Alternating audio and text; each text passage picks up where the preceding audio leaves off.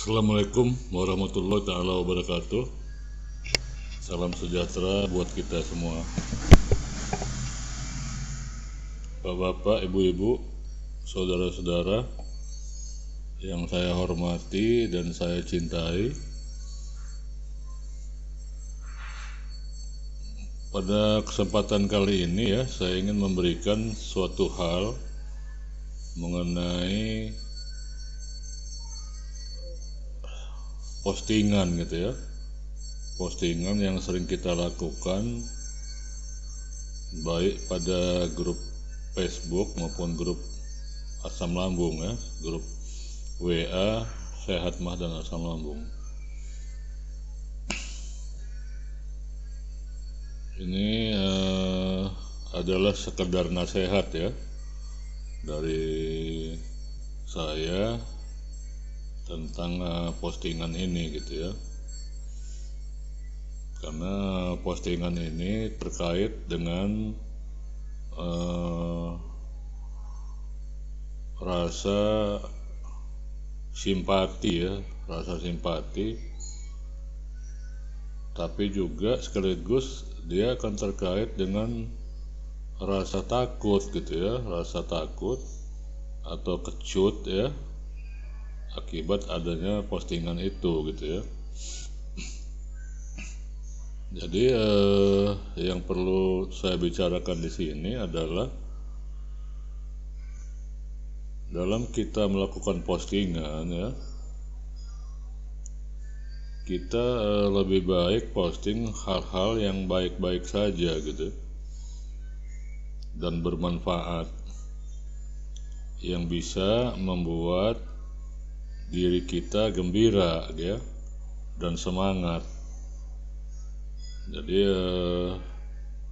itu akan berlaku pada diri kita maupun pada diri orang lain yang ikut membaca postingan tersebut.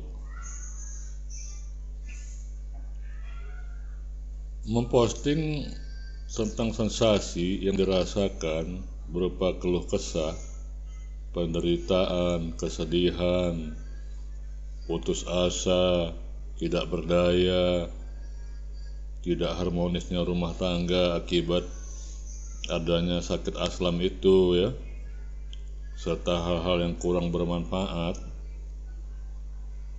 itu akan menambah rusak mood mood itu adalah rasa bahagia. Jadi postingan itu akan merusak mood kita dan juga sekaligus mood dari diri orang lain yang membacanya Jadi secara lebih dalam lagi mood itu akan membuat imun tubuh itu menjadi turun menjadi turun begitu Jadi turunnya daya imun tubuh kita tuh akibat adanya membaca keluh kesah atau akibat sugesti kepada diri kita sendiri karena keluh kesah kita sendiri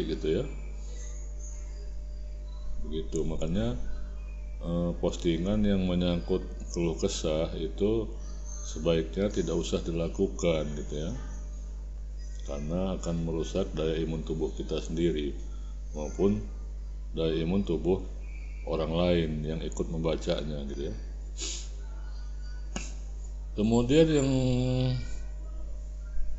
perlu kita perhatikan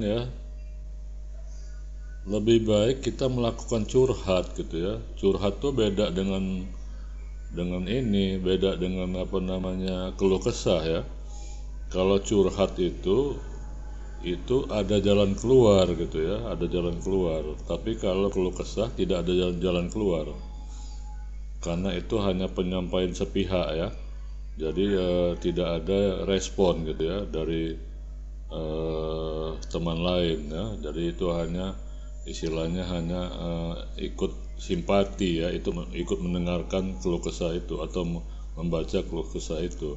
Tapi kalau curhat dia tidak Kalau curhat itu berlaku two way step two way step itu maksudnya langkah dua jalur gitu ya, dua jalur. Jadi antara kita dengan tempat kita curhat gitu ya. Jadi ada timbal balik. Jadi ada responnya dari yang tempat kita curhat itu. Jadi jika ingin melakukan curhat, maka sebaiknya dilakukan kepada sahabat atau orang dekat kita gitu ya. Orang yang kita merasa dekat gitu ya. Curhat itu lebih baik daripada keluh kesah, karena kita akan mendapatkan pandangan wawasan ya dari sudut pandang yang berbeda gitu ya dari teman kita itu gitu. Jadi curhat itu mempunyai efek yang positif gitu ya bagi diri kita. Karena apa? Karena kita akan mendapat wawasan dari orang yang dekat dengan kita, dan wawasan ini mungkin berbeda dengan apa yang kita tadinya yakini gitu ya. Dan ini membuka cakrawala baru ya, atau pandangan baru atau wawasan baru bagi diri kita gitu. Tapi kalau keluh kesah dia berbeda gitu ya. Keluh kesah itu tidak ada jalan keluar bagi diri kita, bahkan malah menjadi beban gitu ya. Beban baik daripada diri kita sendiri maupun beban di hati mereka yang membaca keluhan tersebut gitu ya. Jadi itu beda antara curhat dengan keluh kesah ya. Kemudian yang kita harus selalu ingat ya, bahwa sensasi asam lambung itu sebagian besar terjadi karena gangguan pikiran ya. Jadi 70%-nya karena gangguan pikiran dibandingkan kondisi fisiknya gitu ya. Jadi kondisi fisiknya hanya 30% saja gitu ya. Kemudian pikiran yang positif akan mensugesti diri kita ke arah kesembuhan gitu ya. Sebaliknya ya, pikiran yang negatif membuat sensasi penyakit akan semakin tambah ya. Tambah menjadi-jadi gitu ya, sehingga akan memperlama penyembuhan, alias si penyakit itu tidak pernah sembuh gitu ya. Karena naik turun gitu ya, naik turun. Jadi kunci kita menghadapi sensasi itu sebenarnya adalah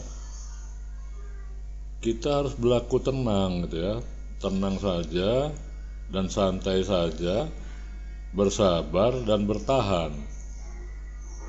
Kita harus cuekkan sensasinya gitu ya, atau kita acuhkan.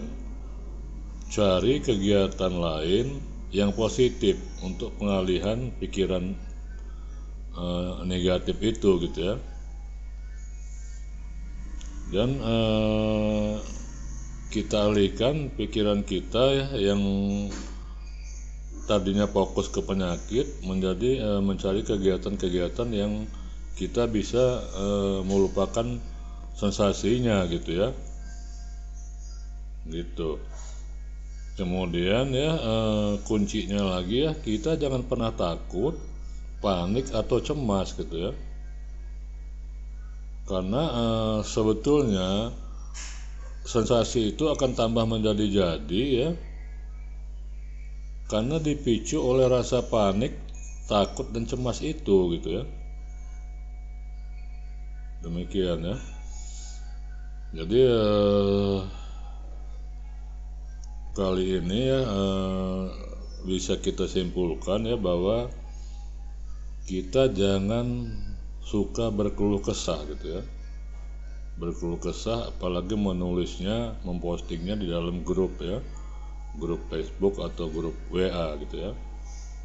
Karena apa? Karena itu tidak baik gitu ya, tidak baik untuk diri kita sendiri, juga sekaligus untuk diri orang lain gitu ya. Karena keluh kesah itu akan mensugesti diri kita sehingga itu akan terjadi gitu ya, terjadi dan akhirnya membuat daya imun kita turun gitu ya, daya imun kita turun, dan juga akibatnya kepada pihak lain ya yang membacanya ikut juga moodnya hilang ya, atau rasa bahagia hilang, dan akhirnya juga dia ikut turun daya imun tubuhnya gitu ya.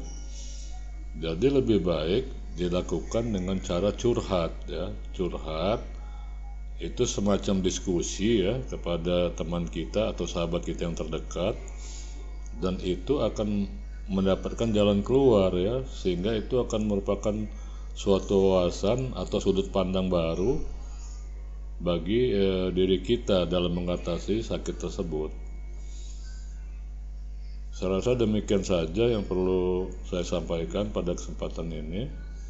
Mudah-mudahan ini bisa membawa wawasan ya, serta pengetahuan bagi diri kita semua.